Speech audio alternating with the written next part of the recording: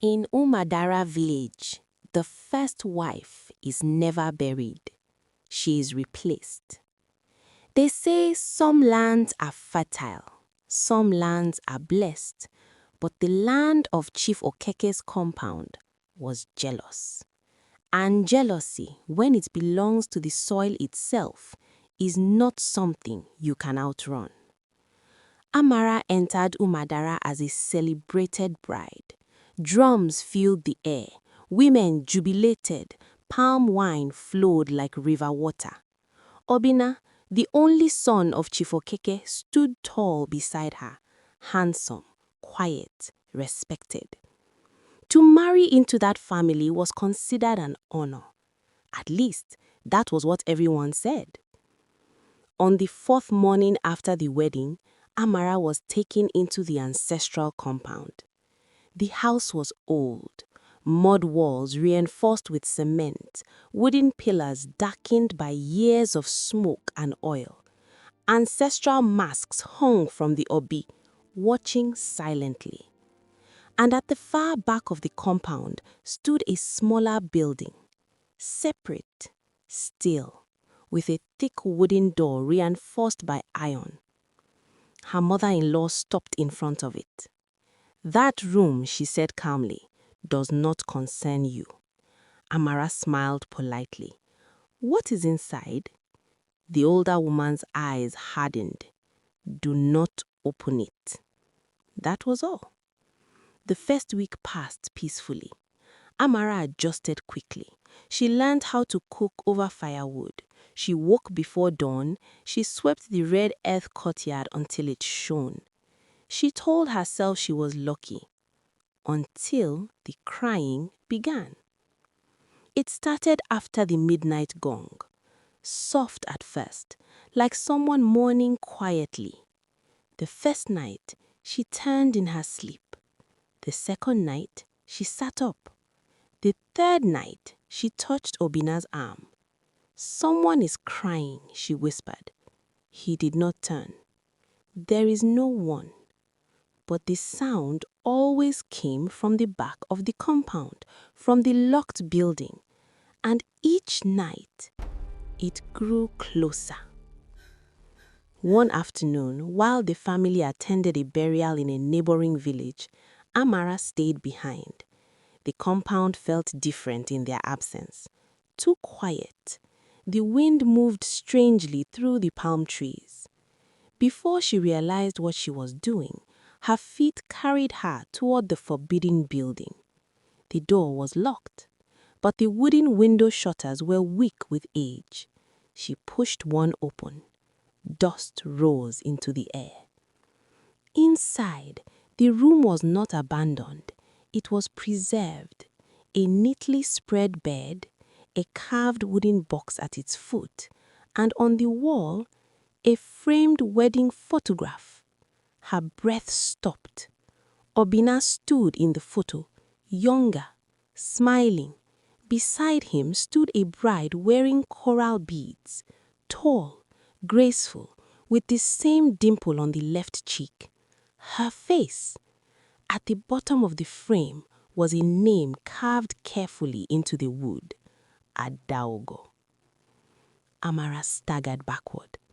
That night, she waited for him.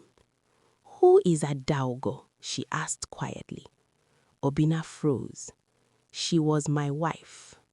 Was. What happened to her? She became difficult. The word felt wrong.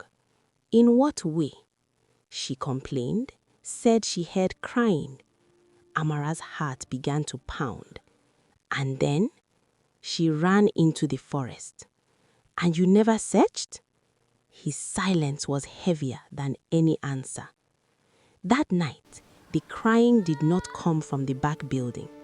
It came from inside the main house, from the corridor, from just outside her door. The next morning, Amara went to Mama Nkem, the oldest woman in Umadara, the one people feared.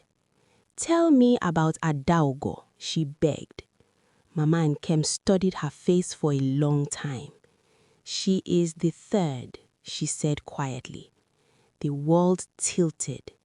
The third what? The third wife. Amara's throat dried. What happened to the others? Mama and Kem leaned closer. Generations ago, the Okeke bloodline made an oath. To who? To the land. The only son must never leave the soil, must never abandon the compound.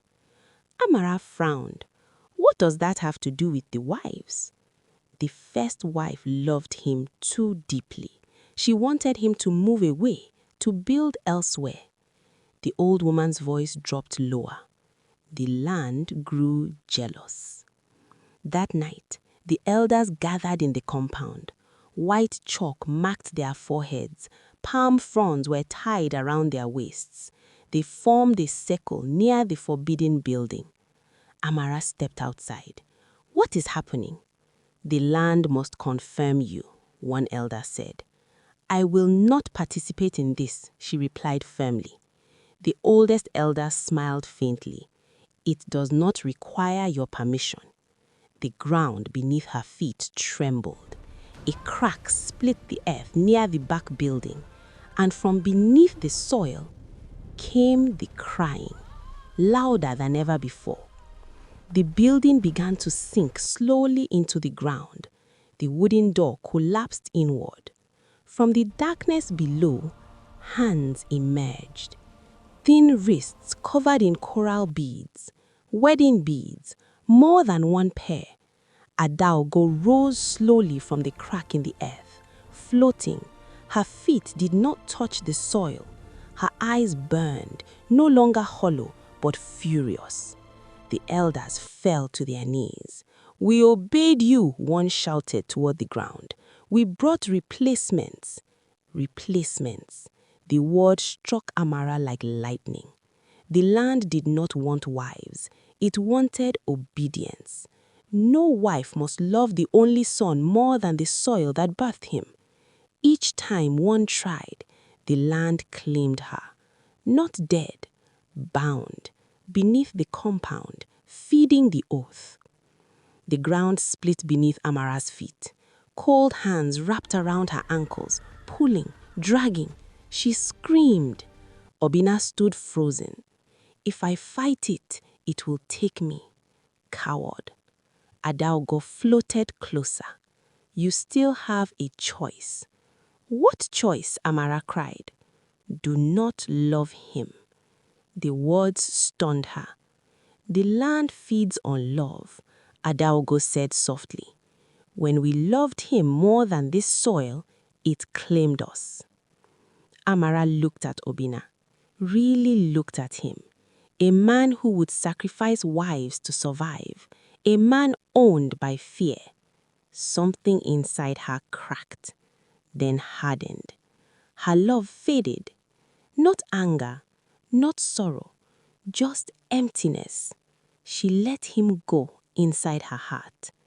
And instantly, the pulling stopped. The hands froze. The trembling slowed. Adaogo smiled faintly. The land cannot swallow what does not belong to it. The crack in the earth began to close.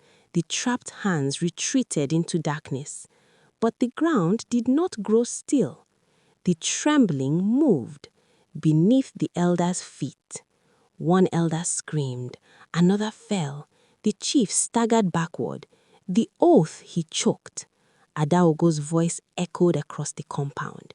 You fed it wives, now it will feed on you. The earth opened again, and this time it swallowed the men. Their screams were brief, then silence. Dawn broke slowly over Umadara. The forbidden building was gone. The ground smooth, undisturbed. Mama Nkem approached Amara quietly. The land has lost its hold, she said. For now. Amara stood alone in the compound, free, unclaimed, unbound. She looked at Obina. He could not meet her eyes. You were never mine, she said softly. Then she turned toward the rising sun. In Umadara, she whispered, The first wives were not weak, they simply loved too deeply, and the land was jealous. If you enjoyed this story, like, comment, share, and subscribe for more nighttime tales with Amara.